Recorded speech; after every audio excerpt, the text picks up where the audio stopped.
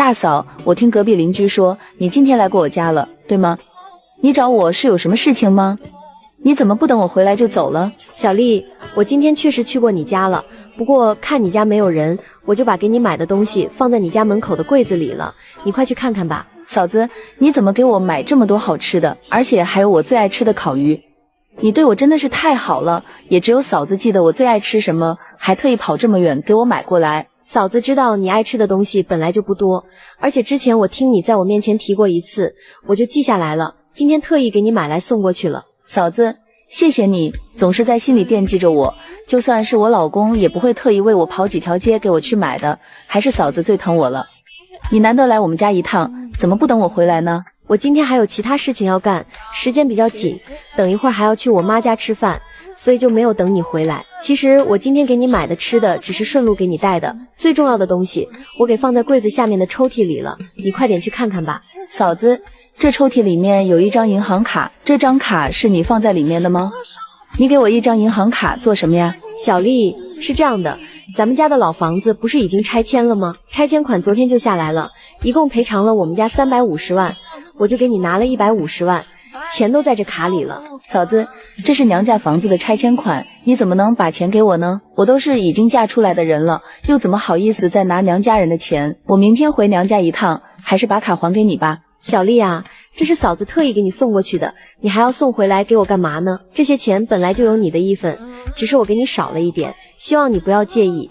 其实我心里一直都觉得挺对不住你的，本来拆迁款下来的时候，我是打算给你一半的，可是自从你大哥那一次把腿摔伤了之后，我前前后后为了给他治腿花了不少的钱。虽然你大哥现在能勉强走路了，但是他现在已经干不了什么活了，我们还有2个孩子需要抚养，2个孩子上学开销也很大，我们的担子也确实有点重，所以我就自作主张多留下来了一点，希望你能理解嫂子，不要生大嫂的气呀。大嫂，我怎么会生你的气呢？按道理说，娘家的老房子拆迁了，赔偿款理应就是你跟大哥的，我都已经嫁人了，你不应该特意跑一趟给我送钱的。你是爸妈的女儿，是你大哥的亲妹妹，家里的老房子是属于爸妈的，现在拆迁了，当然也有你的一份，你就别说那么多了，安心的把钱收下来。你要是把钱给我送回来的话，那就说明你在生大嫂的气，是觉得大嫂给的少了。嫂子，我怎么可能那样想呢？自从我大哥腿受伤之后，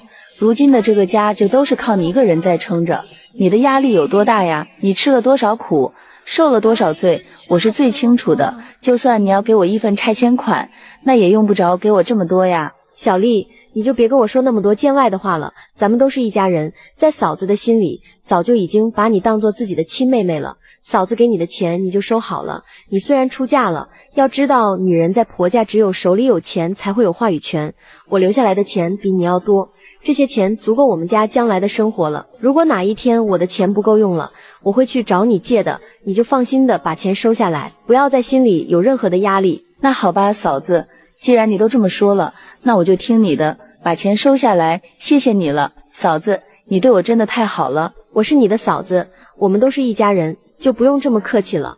我也是打心底里希望你日子过得好，只有你的日子过好了，我和你大哥才能放心。小丽的丈夫下班回家后，小丽就把这件事情告诉了老公。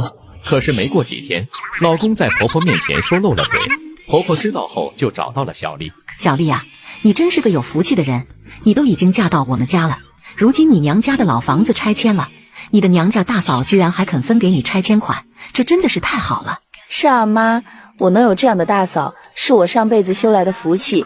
我大哥能找到这样的老婆，我真的替他感到高兴。自从我大嫂嫁给我哥的那天起，就一直很疼我，这一次还特意给我送拆迁款过来。是啊，你能有这样的大嫂确实很难得，她真可以算得上是大公无私了。你要向你大嫂学习呀，我就不知道我们家会不会有那样的福分了。妈，你说这话什么意思啊？有什么话你就直接说吧。小丽啊，你小叔子现在也老大不小的了，他到现在都还没有成家，我这个做母亲的心里着急呀。你是做大嫂的人，在这个时候也该尽一个做大嫂的责任了，你就多帮衬帮衬你小叔子。妈，小叔子虽然已经到了该结婚的年纪了，但是他想什么时候结婚，那是他的事情，我也不能替他做主啊，我总不能去左右小叔子吧。你小叔子也想尽早结婚了，可是他手里没有钱，拿什么结婚呢？他之前谈的那个女朋友，就是因为我们家没有钱买房买车，才会导致他们俩分手的。如今的这个女朋友是别人给他介绍的，这一次你可一定要帮一下你小叔子。妈，这可是小叔子的终身大事，我们作为旁人又怎么可以管呢？我虽然是他的嫂子，但我也不能替他做主啊，而且他都30岁的人了，也应该对他自己的选择和未来负责了，这最主要的还要看他自己怎么想的。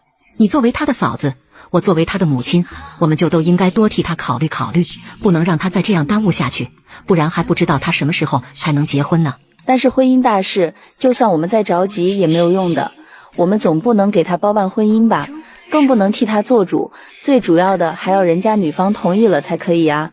我去问过做媒的人了，这个女孩子已经看上你小叔子了，女方父母也同意，唯一的要求就是要我们必须在县城买一套婚房，现在就是因为婚房的事情一直拖着，我们哪里拿得出钱到县城去买房啊？你小叔子现在都30岁了，实在是不能再拖了，正好你大嫂给你送来了拆迁款，这对于我们家来说可真是雪中送炭啊！你看能不能帮一帮你小叔子，把这个拆迁款的钱借给你小叔子，先把房子买了。小叔子是我老公的亲弟弟，我作为他的嫂子，只要能帮忙的，我肯定会尽量帮的。小叔子买房是为了结婚，那也是好事情。那你们打算跟我借多少钱呢？我们之前到县里去看过房子了，看中了一套3室1厅的，全款下来差不多要120万，然后再给你小叔子买一辆30万左右的车，这样算下来的话，你就先借给我们150万吧。妈，我也很赞成给小叔子买房结婚，但是你们既然没有钱，为什么还非要全款买房呢？你们贷款买房不是更好吗？人家现在好多有钱的人都会选择按揭的，你们手里都没有钱，就更没必要全款买房了。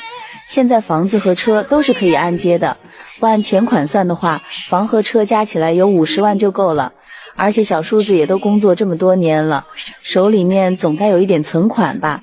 你们把自己的钱凑一凑，再借个20万就绰绰有余了。小丽啊，我们家现在明明有钱了，为什么不选择全款呢？全款买不是更划算的吗？这样还可以省下不少的利息钱。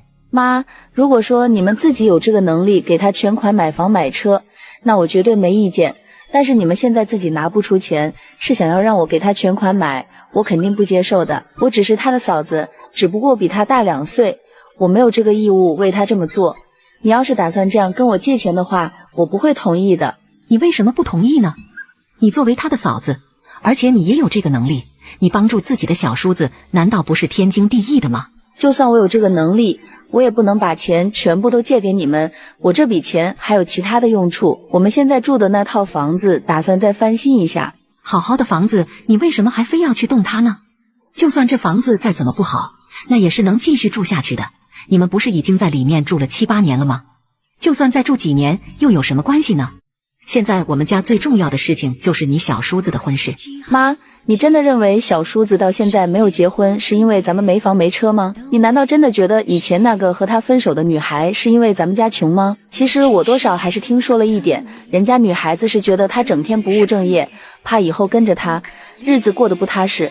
如果小叔子做人做事都踏实一点，能够好好的工作挣钱，肯吃苦有上进心的话，我估计他早就已经结婚了。你说这话什么意思？说来说去，你还不就是不肯借钱吗？